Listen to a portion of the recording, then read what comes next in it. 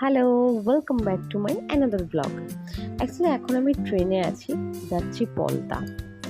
আসলে আমার মা ডিসাইড করেছিল যে জামাইকে এবছরে জামাই ষষ্ঠীতে একটা বাইক গিফট করবে। আসলে রনিতের যে বাইকটা ছিল সেটা খুব ডিস্টার্ব করছিল। কিছুদিন ছাড়া ছাড়াই 4,000-5,000 টাকা করে বাইকের পেছনে যাচ্ছিল, সেই জন্য রনিত বাইকটাকে বিক্রি করে দেয়। আর আমরা ডিসাইড করি রনিতকে আমরা সারপ্রাইজ দেব। কিন্তু তারপরে ভাবলাম যদি রনিতের নিজেরও কিছু পছন্দ থেকে থাকে সেটা তো মিস হয়ে যাবে।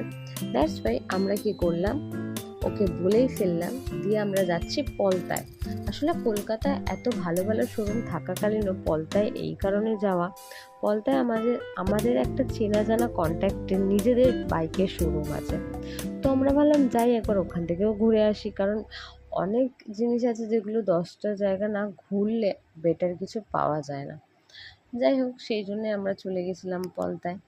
তো আজকে বাইক কিনবো না কবে কিনবো সেটা ভিডিওতে আগে দেখলেই বুঝতে পারবে। তো পলতায় নেমে আমরা আমাদের যে যার কাছে যাওয়ার ওনাকে ফোন করে আমরা বাইকের শোরুমে তো পৌঁছাই, কিন্তু বাইকটা যেন খুব একটা পছন্দ হয়নি। আসলে রনিত কিছু ফোনেতে কিছু গুগলে রিসার্চ করেছিল, সেই রিসার্চের সাথে ম্যাচ খেয়ে কোনো রকম গাড়ি ছিল না বা তার পছন্দ হয়নি, সেই জন্য এই দিনকে নেওয়া হয়নি। তো দেখা যাক এবার নেক্সট কবে বেরোয় আর কবে যাই।